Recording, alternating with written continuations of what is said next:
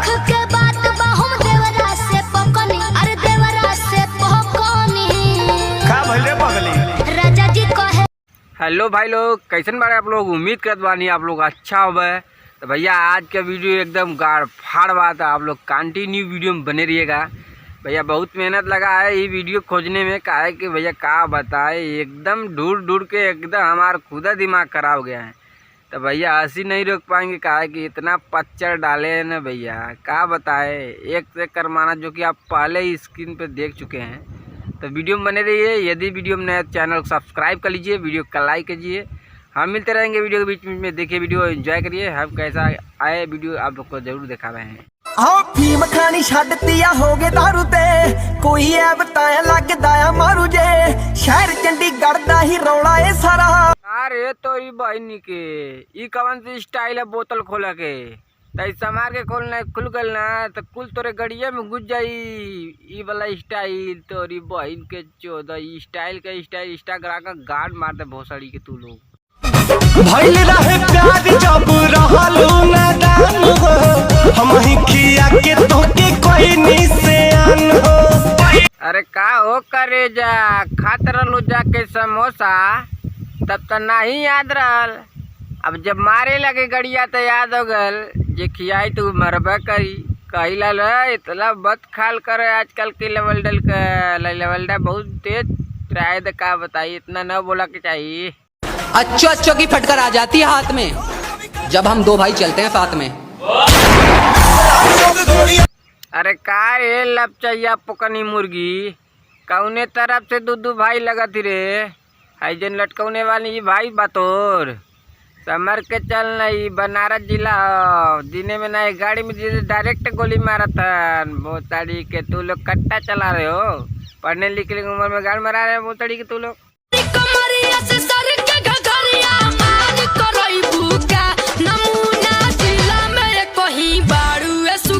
अरे ये तोरी बहनी के कौने तरफ से घघरा पहने ही रे? हाई पहने भाई टाप की मार लगा तने झाट भोसड़ी के। तू लोग बिल्डर को भी खराब कर दे रही हो। तो तोरी बहनी के आके मारा तोरे का कही रे? तो का समझ नहीं आवते का करते का ना करते। एकरा पलाई जदी केहू जो न जारिया, बोटी बोटी काटी दे हम गतरे गतरिया। अरे तो यार बहन चोदो जाके पढ़ा लिखा है, मेरा रू के चक्कर में गोली बार में बोटी कटवा लाल चट ले बा। देख बुझेरा के लजर तो भाई गड़े ले भाई, का करब तू अबार? बुझेरा की बनारस जिला बनारस में सब ना मुछवा टेर के मार के पूर दिला गड़िया मार दिला हो जाए एकदम जड़िया। मरले बयोही सन सैया रे, मरले बयोही सन सैया रे, पटना से चलता दवाइया रे, पटना से चलता दवाइया। अरे का रे का मार दिले की पटना से दवाई चल लगल? कौनो ऊ तो ना न मार दिलेस अंदर वाली चोट फट गई का गड़िया तोरी बहिल चो? जब देखा तब मरबई तरबू तब मारी ने तो का करी? करे अपना घरे फोन करके कह देले बारी कि हम तोरा के मारे नी ना। हम कहाँ कुछ कहले बानी, का भइल बा? तोर भाई फोन करके बड़ी प्यार से ससुरारी बोलावता। ये बुझे रखा है जौन दरुइया पी के मरत रहला नहीं, वह चीजिया बतैले बा। भूल के मत जाइए, हंसले बा, समझ आ गई ना? बुझेरा के गोजी लेके तेल लगा के जो ताने, अगर गईला न मार के गड़िया फाड़ के तो हर दे बुझे रखा है। दुनिया बताओ हाल चाल नहीं हर के, बाबू माई कैसे बड़े अपना हो घर के। दुख के बात बहुम देवरा से पकनी, अच्छा दुख के बात बहुम देवरा से पकनी। का रे तोरी बहिनी चोदा कौने तरफ से धनिया लगाता रे? अरे भोसड़ो का यही परसल त्योहार हो, भूल के मत करिए। ले घरे का हाल चाल तो ला बताई, लेकिन पिछवा से बाहर के गड़िया तो जरूर फाड़ दई। बुझेरा के बदल जाए, सोच बदल ला। ई बबलारत महरा रुक जिला नौकरी 1000 के बढ़वे जवानी बा करोड़ के, तोहरे आ जाए हो कर जाऊं काम काज छोड़ के।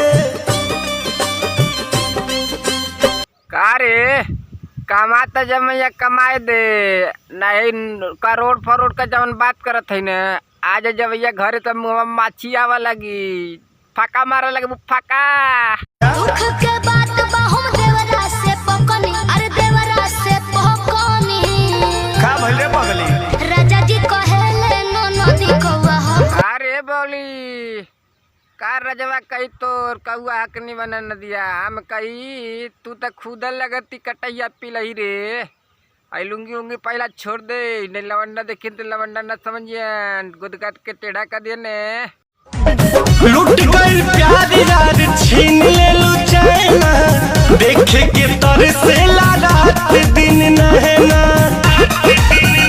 दिमाग तोरे में तो खराब हो गई हमार बुजरा के सार में हर बात तोहरे लग गए तो नैना सैना कहाँ से लगल बात आ गई ले बदल जा नहीं हम तो आ गए बनारस से सबका गाड़ी सही मारा भैया तो इंस्टाग्राम पे थोड़ा स्टाइल दिखावा कम करा नहीं तो बेटा बतावा तड़ी ने राय आगे वीडियो में बताई का कर का ना करा। तो भैया आप लोग के आज का वीडियो आप लोग कैसा लगल कैसा ना लगल यदि वीडियो भैया पसंद आल बा आप लोग के तो चैनल सब्सक्राइब करें मत भूलिए काहे कि आगे हम और ज़बरदस्त वीडियो आप लोग के बीच में लेके आई तो एक बार आप लोग हमारा सपोर्ट करें चैनल सब्सक्राइब करें वीडियो को लाइक करें।